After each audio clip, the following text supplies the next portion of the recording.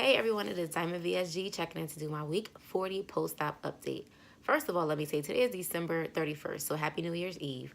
I recorded a video yesterday, December 30th, but it was too long and I could not update it. So I actually already have the winner of the giveaway. I already actually have all of her things, so I can actually show you guys at the end of the video if it's not too long what she got. If not, I'll show you next week, but I'm going to insert the clip of the giveaway winner at the end of the video. So let me get into it. I had surgery at Robert Wood Johnson Hospital in New Brunswick, New Jersey with Dr. R. Sadek on March 24th, 2014. My highest weight recorded was 230.6 pounds. My weight as a surgery day was 222.4 pounds. My weight as of last week was 140.6. My weight as of yesterday morning, because I have not weighed myself this morning, is 140. So that is a loss of 0.6 pounds from last week, 82.4 pounds from surgery weight, and 90.6 pounds from my highest weight. Now, the funny thing about my weight is on Christmas Day, first of all, I hope everyone enjoyed their Christmas, Hanukkah, Kwanzaa, any other holidays that you may or may not celebrate. Hope you guys enjoyed your time with their family. I actually did. I had a lot of fun. We went to my brother's mother-in-law house, and my brother didn't tell me that everyone in his house had a stomach bug, basically, that they were passing around for like a couple of days prior to Christmas. So on Christmas, my brother was sick, and my son got sick, and sorry, TMI, threw up all over the place, and he got me sick Christmas Eve. So when I weighed myself, Christmas Day, not Christmas Eve. When I weighed myself the day after Christmas, I actually got down to 138.6, which I was like, I don't think this is actually a true loss, because again, I had a stomach bug, and again, maybe TMI, it was coming from a couple of different ways. So I was like, I don't think this is a true weight loss. And then the day after that, I got up to 139 even. So I still was feeling sick. So in order to keep myself from, sticking in the bathroom for this other way, not this way, I basically ate cheese and crackers, and I did that to kind of bind myself so I wouldn't have to keep running to the restroom. So I think that had a lot to do with that gain, or if you want to consider it a gain. I'm not sure, but I definitely had a lot of cheese and crackers, okay? Like, for real. Now, so that was for that. Now, I want to give a shout out again to those that are going to do the vegetarian month with me, and it's going to be Annie Veganized, and that's her name on YouTube, and the second person, her name on Instagram is Tiny Tummy VSG, and it's tiny_tummy_VSG. First of all, I want to thank you guys. We start this thing tomorrow. Whew, Lord, I'm ready, but I'm not ready. I'm ready. I think I'm ready. I tried a cauliflower stir-fry recipe, and I'm going to try to insert it at the end of the video, but if this is too long, I'm just going to insert it with the video for next week, okay? But again, I just want to thank you guys, because I know that at least with the more people, you're more supportive. And I want to give a shout out, and I think I have already, but to Tiny Tum Life. That's her name on, I believe, VSG on YouTube and Instagram. She gave me a few different recipes, and I am definitely going to try to use. I'm probably going to use most of them that she gave me. She gave me about 2 or 3. I'll be trying them. They're vegetarian recipes that you can actually switch up to be regular meat-eating recipes. So I'm definitely going to give those a try. NSV, before surgery, I always had big breasts. That's just me. I've been wearing regular bras since like 3rd grade, okay? The highest I think that I have gotten to was like a 42 triple D or E. I could have fit a D, triple D or E. When I went to Lane Bryant's in July, I was at a 38 triple D, and I kept telling y'all I think I need to go back and get resized. I finally went back and got resized on Friday, which was 2 days ago, and I am now a 38D.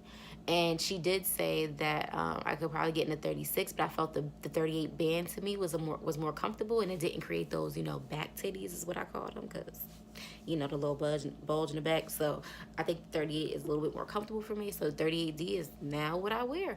So I have like mini boobs. I mean, compared to what I'm used to, it's like mini boobs. I mean, got some skin going on too, but anyway. So that's my little NSV. Now, I definitely said I'm going to get into, this video is going to be surgery costs. So it's not going to just include surgery costs. It's going to also include any of the visits that I had prior to surgery. And this is what took so long on the other videos. So I'm going to have to cut it down. In the other video, I talked about what the insurance was charged by the doctor, what they actually paid to the doctor, and then what I had to pay. So what I'm going to do is I'm just going to state what I had to pay out of pocket. Now, just so y'all know, so some of these bills I still didn't pay. I ain't going front. I mean, yeah, I still didn't pay them. I'm getting calls now where I need to make some phone calls. I ain't too proud to tell. Listen, I don't got that money like that. So I make some payment arrangements and stuff. But hey, listen, it is what it is. I got my surgery, right? Oh, okay. So let's get into that really quick.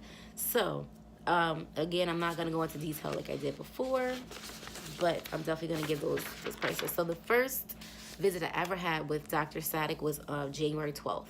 And because that was my initial visit, of course, at the beginning of the year, I have not reached my deductible. I haven't even touched my deductible because it literally was 12 days after it started over. My deductible is out of initial deductible was $2,000, or was, because I'm actually switching it. But at the point that I had the surgery and everything beginning of the year, it was $2,000. My out-of-pocket max is $6,000. So in the beginning, again, everything I had to pay out of pocket to get to $2,000, and then once you reach that $2,000, the insurance pays 80, and you pay 20% for the co-insurance. And after you reach the $6,000, you pay literally nothing out of pocket. And I reached that this year between all of my doctor's appointments and everything. So I got to the point where I literally can just walk into the doctor's office and not get a bill. So that was good because I definitely took advantage of that. But let's get into it. So Dr. Sadek, first visit, January 12th. When I walked into the office, they literally set my appointment for surgery that day. Like that day, they scheduled it for March 22nd, 2017. But as I said in the other video, in the beginning, that they had to push it back 2 days. They had to call and reschedule. But on that visit, because it was my initial visit, they had to, they have to charge you anyway for the visit. My out-of-pocket for that visit was $160.46. I then had to go to my primary care physician, which I did not have and still kind of don't have at this time. But I have my GYN that I've been going to since 2012, since I moved back to Jersey. Because you have to have a doctor fill out a form to show that you basically have been morbidly obese for a certain amount of time. So he had my weights, obviously, from then up until the January of this year. So he charged me $59.19, or that's what I had to pay out of pocket for that visit. I went to my nutritionist in January. I was basically getting my appointments done like as fast as possible. Because again, I already had a surgery date. I just had to get all of my required things done prior to that surgery date. So luckily with my nutritionist, she's like really, really cool. Like, yeah, you've heard me talk about her a couple times now. There's a code that they can use, or DX diagnosis that they can use when they bill to have it. Well, basically I had to pay nothing out of pocket for her visit. So basically it's like a code for like morbidly obese, or to prevent morbidly obesity or something like that. So from the beginning, I had to pay nothing out of pocket with her. Even to this day, again, still not paying anything out of pocket. But so that was that visit. But again, this is with just my insurance. Anyone else that they may or may not care about that diagnosis code. But I would definitely say if you have a nutritionist that you have to go to, I would ask them, or call your insurance and ask them if a nutrition would be covered, and would they be covered for preventive care for morbid obesity, And one thing I didn't state, my insurance is Aetna POS. There's different like HMOs, PPOs. I have Aetna POS. So my insurance obviously may be different from yours as well. All right, that's that. Now, when I went to the cardiologist, I'm going to tell you all of the cardiologist costs because I had to go back a couple of times. The first time I went for echocardiogram, so they charged me for that and for the doctor. Then I had to go back for a stress test, again, charged me for that and the doctor. And then I had to go to a different cardiologist because these people were charging me out the ASS, okay, for all of the tests and everything. And I was trying to get my appointments in quickly, and again, because I travel for work, it was hard to kind of fit get them fit into my schedule, we fit into their schedule. So I found another cardiologist at the hospital that I had surgery, and I had to finish up my stuff there. And the only reason I had to go back so many times is because during the stress test, they saw a what did they see? They saw a minor T-wave inversion, which usually means that you have heart disease. But with my age and everything, they said that they didn't believe that that was the case, but I had to get tested just to make sure. So, cardiologist. The doctor's price, I got charged $76.17. The testing for the echo was $559. I still ain't pay that. The doctor for so it was two doctors for the stress test. So the other one was $44.20 because they have the one that does the test and then one that reads the test. You know, they be trying to charge you for everything, but that was $44.20. Then I went to the gastroenterologist, so I had to go to him twice as well. Oh, I'm sorry. Let me finish with the cardiologist. So stress testing was $561.22. And I think there was another one. Yes. And then the other one was $496.93. And mind you, that's just for the doctor. That's not even for the test. And then I had another one at $283.02. Okay. And mind you, that's all. I'm going to be sure that's all for the cardiologist. Oh, nope. And another one, $40.96. And another one at $58.45. So that was all of the cardiologist appointments. Again, that was stress test, echo, the retaking of the stress test, and then the other doctor having to go to him to visit the initial visit before he could order me to go for the second stress test, basically. So that was that. Now, where was I? I lost track. Okay, so gastroenterologist, I had to go to him twice.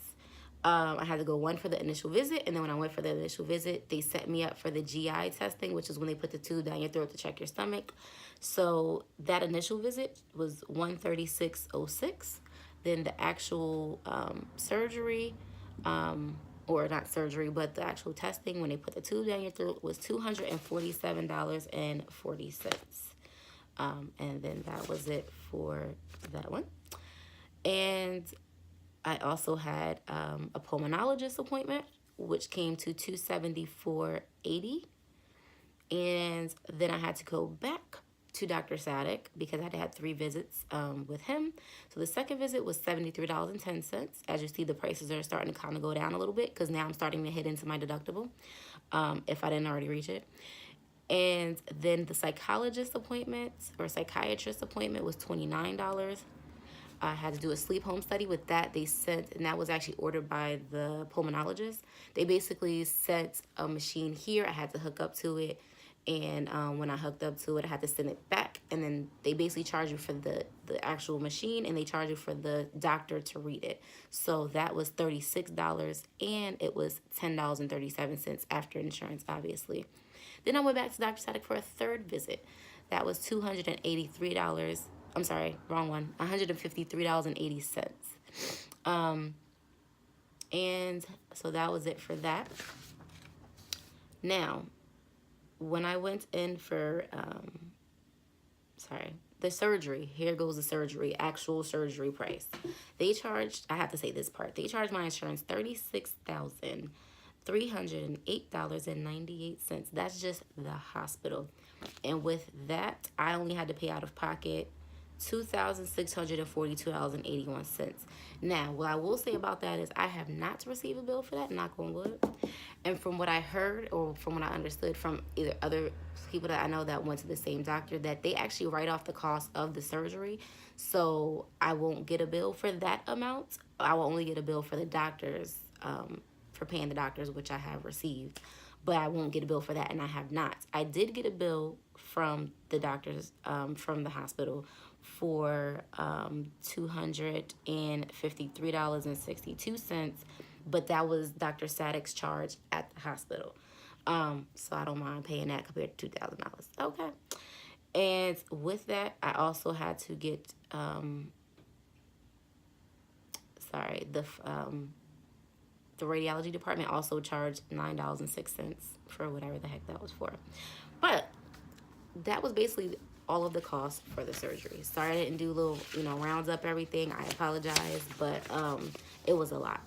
And I'm going to show you, the cost of how my insurance broke it down for the $36,000. Basically how much, basically this is how much they tried to charge a doctor, which was at $36,308.90. I'm sorry, what they tried to charge in insurance. I don't know if I just said that. That's what they charged. The member rate, so the discounted rate for my insurance is $22,356. The plan paid $22,353.19. So they were saying my co-insurance was the $2,000, which I had to pay $2,642.81. That's what they say I had to pay. Again, have not received that bill. Knock on wood, because I don't want that bill. And the breakdown of that is basically what's in those charges are basically medical supplies, medication, the recovery room, the pharmacy, the anesthesiologist, more drugs, more recovery room, OR services, EKGs, and let's see if anything else I didn't say. Nope. Oh, and the upper GI endoscopy, which, oh, no, I'm sorry, not the endoscopy. That's when I got the tube thing. But everything else that I stated was actually included into the that $24,000 or $2,000, however you want to look at it, cost for the surgery. Now, let me say this with all of those costs. Just because this was my cost does not mean this is going to be your cost through your insurance, okay? I don't want what I just stated or the price that I stated to discourage anyone at all. I really don't want you to be discouraged because, again, just because my insurance paid certain amounts or didn't pay certain amounts doesn't mean that your insurance will be the same way. Call, get your information. If this is something that you want to do, you got to do your research. You need to call. Don't let the doctors call your insurance. I'm not going to say, don't let them call them, but maybe you want to call your insurance because you're allowed and you're entitled to call your insurance to get that information about what's covered, what's not covered, how much you would have to pay, and things like that. So I would definitely call my insurance, get a list of questions, and ask them questions. So what cost of surgery would be, what would you have to pay out of pocket, would they send you a bill after? Just ask whatever questions you need to know as far as billing. Now, if that seems much, if your insurance doesn't pay for it, or if you talk to your insurance company and they're saying like, oh, we only cover like 20% of it and it's like really expensive, this is my suggestion. Don't give up. Again, do your research. There are people that go to Mexico and they save up a couple coins, like $2,000-$3,000, maybe $4,000, I'm gonna say, and they go get that surgery done. So, like my girl Pate Wait, you can actually follow her here on YouTube at Pate Wait VSG. She had her surgery in Tijuana, Mexico, with a place called the Slimmer Me, and she is doing great. I mean, this girl is doing her thing, okay? She's slimming down, getting all slim and trim and stuff, but she is looking good. So there's other options out there. And if surgery is not for you, or that's not a route you want to go, hey, there's other ways to do it too. Diet and exercise. Some people just change their diet, and by them changing their diet, they lose weight because now you're not intaking so many calories. And again, some don't even exercise when they do that. Actually, one of the people I follow on Instagram, his name is Bomb Ass Meal Preps, and it's bomb_ass_meal preps. He basically changed his way of eating. He cooks for himself. He cooks his own meal. He meals preps for himself. And with that, he's lost, I believe, over 100 pounds in a year. And he's not exercising at this point. He's literally just eating the correct way. And by him doing that, he's losing weight. So, again, don't let the prices I stated discourage you. Do your research. And people ask me, do I regret the surgery, regret the cost? I mean, the cost, yeah, because like I said, some of that I still ain't paid yet. I'm just saying, don't judge me. But there are days when I want to be fat and just eat. Yes, I'm like, oh my God, why did I do this to myself? I just want one more bite of this, whatever it is, because it's so good. But at the end of the day, I do not regret the surgery because I will not be where I am today without it. I wouldn't. I probably wouldn't have lost even half the amount of weight that I've lost so far. So, that's just me. So that's pretty much it. I'm going to go ahead and, again, insert that video for, I'm not going to do the cauliflower. I'll do that in the next video. But I'm going to insert the giveaway. And I had the Lily's milk chocolate. I had it on Friday. And I'm going to insert my reaction to that. Now, again, this is just my reaction because of how I am with certain things, and you'll see what I say in there. I'm going to insert the link to that bar on the bottom, the one that I have, but they have multiple bars, different flavors, different kinds. Don't let what I said stop you from trying it because, again, I'm very picky. I'm just saying. So, and artificial sugars, like, actually really bother me. And you'll see, again, in the video what happened. But Tiny Tum Life, I would definitely, thank you for the suggestion because she suggested the Lily's chocolate.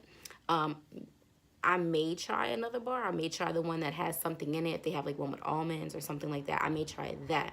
Because I had usually regular milk chocolate, and I normally don't eat plain chocolate. I usually eat chocolate with something in it, like raisins, almonds. So I'm going to give it another try. But again, I'll insert the link below, along with the link for the erythritol, which is the artificial sugar that I do not have an issue with eating.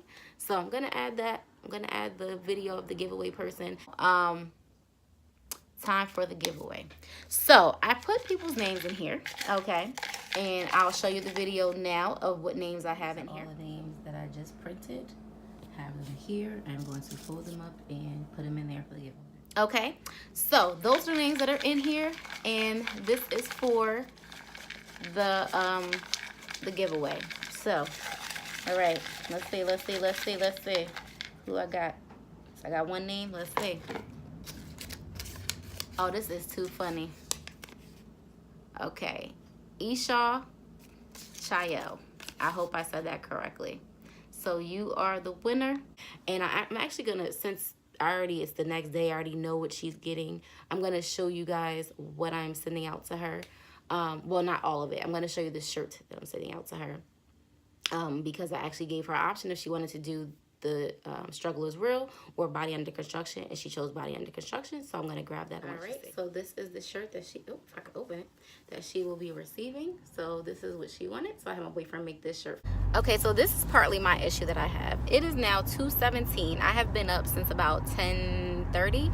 I've only had about a good 9 ounces of my protein drink. That's all I've had so far. I did not expect to be out this late. I told myself to grab some water and maybe take the protein drink with me. But no, I was like, I'm not going to be out late. So a package, I did order the Lily's that was recommended to me by Tiny Tum Life. And I did get the milk chocolates at the Lily's, and it is sugar-free. They say no sugar added. They use stevia to sweeten it. So I'm going to go ahead and chew on this, and I'll let you guys know how I like it or don't like it or whatever, because I usually don't like artificial sugars, but hopefully with this chocolate I can't really tell, or maybe to the point I'm so hungry that it's not gonna matter. So yeah, don't be like, don't do what I do. Don't be like me. Definitely make sure you eat and drink as you're supposed to. Like, this is not an ideal situation. Okay, so I am home now, and again, this was the bar. So it's broken into probably quite a few pieces. I don't know. So I had the top strip, which is like 4 little pieces, and I can show you at least the size of the piece that I just had. So this was the size of the piece that I just had. So it's 5 little pieces. So I ate all 5 pieces, and immediately after finishing the last bite, I had the worst headache. I have the headache right now. Even smelling this is making me sick. Like, it made me nauseous. It's not that it's nasty. I really think that it is the artificial sugar, because it's the stevia. Artificial sugars, again, bother me when I eat them. My eyes started hurting. My head hurt. I felt nauseous. Even just smelling that piece just made me want to throw up. So I'm going to be throwing this in the garbage. Again, you may like it. That's just me. And again, it's probably because of the artificial sweetener. The only one I've seen that I can tolerate without any issues is the erythritol, however you pronounce it. And that's the one that I did just have it somewhere, that I ordered a bag from Amazon. I actually got the Lily's bar from Amazon as well, and I'll put the link below. Again, I personally didn't like it, but you may, so if you want to buy it, they have different kinds too. This is the erythritol. This is the one that I can have with no problems, no headaches. I put it on some of my fruit, and it tastes just like, to me, like regular sugar. But so that's the end result of that. So now I'm actually gonna make me some food to eat, and hopefully this headache goes away.